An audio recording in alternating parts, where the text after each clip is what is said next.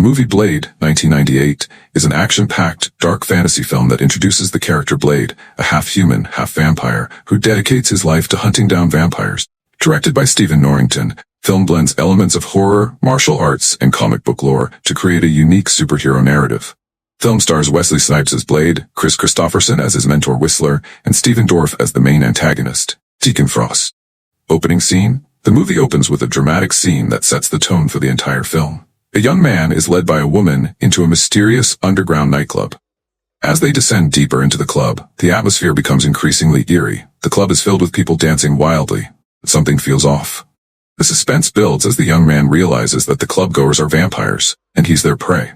Suddenly, blood sprays from the sprinklers, turning the rave into a chaotic bloodbath. The man panics and tries to escape, but he's surrounded by vampires ready to feast. Just when it seems he has no way out, Blade makes his entrance. He steps into the club with confidence, and proceeds to take down the vampires in a flurry of martial arts and swordplay. Blade's superior combat skills and arsenal of weapons are showcased, leaving a strong impression on the audience. Blade's backstory. Following the action-packed opening, the film transitions into a brief flashback that reveals Blade's origin. Blade was born as a result of his mother being bitten by a vampire while she was pregnant. This event left him with a unique condition. He possesses all the strengths of vampires, superhuman strength, speed, healing, but none of their weaknesses, except for the thirst for blood. This has earned him the nickname Daywalker. Blade's mission is simple: to hunt and destroy vampires, preventing them from preying on humans. His struggle against the vampire inside him is also hinted at, adding depth to his character. Introduction to Karen Jensen, the vampire doctor. The story shifts to a hospital where Dr. Karen Jensen, a hematologist, is examining a strange corpse brought in from the scene of Blade's earlier fight. Corpse is a vampire that suddenly revives and attacks Karen, biting her on the neck. Blade arrives in time to save her, killing the vampire in a brutal fashion. Despite his usual policy of showing no mercy to those bitten by vampires, Blade takes Karen to his hideout instead of killing her. This decision introduces her as a central character and creates a subplot around her efforts to find a cure for vampirism. Blade and Whistler, the mentor relationship. Blade takes Karen to meet Abraham Whistler, his mentor and the man who supplies him with weapons and technology. Whistler is a grizzled veteran in the fight against vampires, having lost his family to them. He acts as both a father figure and a partner to Blade. Whistler explains Karen's situation. She's been bitten by a vampire, and there's a chance she could turn if they don't treat her. He injects her with a serum to slow down the transformation, but they're unsure if it will work. Karen's presence introduces a new dynamic to the team, as she begins working with them while searching for a cure for vampirism. The film then introduces Deacon Frost, a younger, ambitious vampire who challenges the traditional vampire hierarchy. The vampire society is ruled by an ancient council led by purebloods, vampires who were born as such.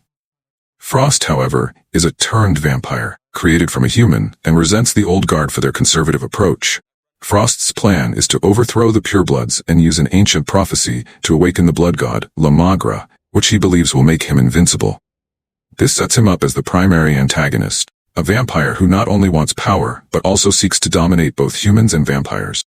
Vampire Bible and Prophecy, unveiling the plot. Frost's plan hinges on deciphering the Vampire Bible, an ancient text that contains the prophecy of La Magra. He has his team working on translating the ancient language, find a way to perform the ritual. Frost's ambitions are met with resistance from the purebloods, but his ruthlessness ensures that he remains a significant threat. This part of the story introduces the idea that Blade is not just fighting individual vampires, but is up against a larger, more organized threat that could have catastrophic consequences for the world. Karen's research and Blade's struggles. As Karen works to find a cure for her condition, she also helps Blade with his serum, which he uses to suppress his bloodlust. This serum, however, is losing its effectiveness, and Blade is struggling to control his thirst for blood. Karen's role becomes crucial as she delves into the biology of vampires, looking for weaknesses that could be exploited. During this time, the film explores Blade's internal conflict.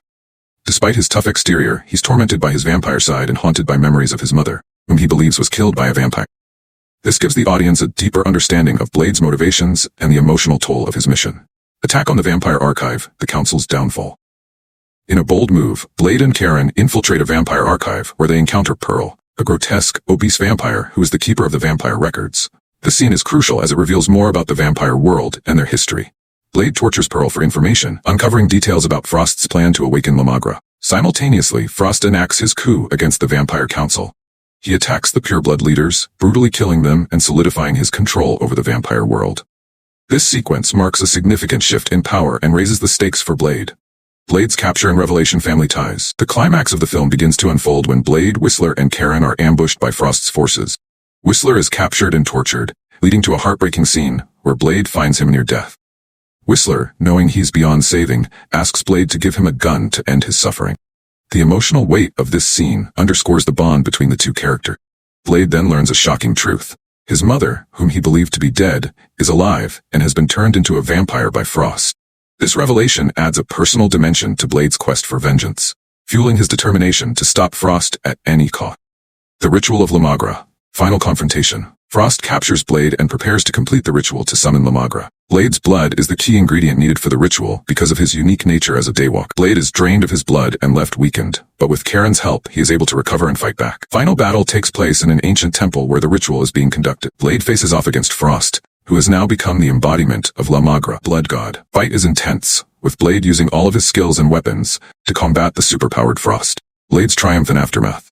In a climactic moment, Blade uses a special serum that causes vampires to explode from within to defeat Frost. Battle is fierce, but Blade's determination and resourcefulness allow him to emerge victorious. With Frost defeated and the ritual disrupted, the immediate threat is over. The film leaves the door open for future conflict. In the aftermath, Karen offers Blade a cure for his vampirism, but he declines, choosing to continue his mission as a vampire hunter. The film ends with Blade continuing his war against the vampires, now more determined than ever to rid the world of their scourge. Blade ends on a note of unresolved tension, highlighting the ongoing battle between Blade and the vampire world. The film effectively combines elements of action, horror, and superhero genres, creating a memorable and influential entry in the comic book movie canon. Blade's journey is far from over, setting the stage for future installments in the franchise.